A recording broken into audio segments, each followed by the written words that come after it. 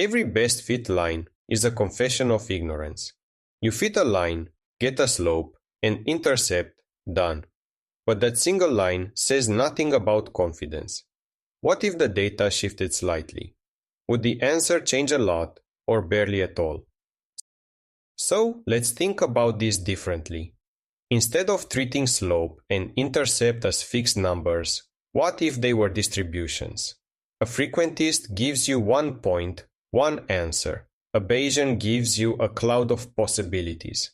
That cloud is the prior epoch. It represents what we believe before seeing any data. And here's what the prior looks like in practice. Each line is a sample from our prior, a possible version of reality. Notice how spread out they are. That spread is honest uncertainty. Now, let's bring in the actual data. This is where Bayes' rule enters.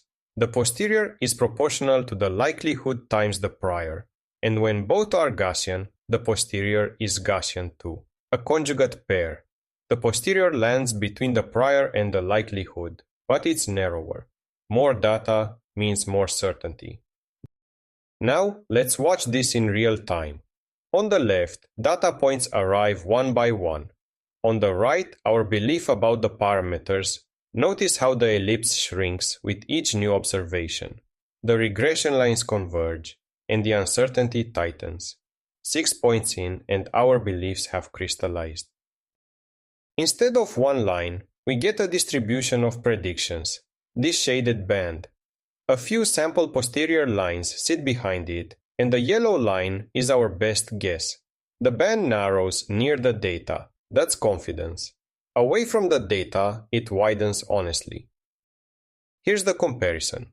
On the left, one line, take it or leave it. On the right, a confidence band, sample lines, and a posterior mean showing where to trust and where to be cautious.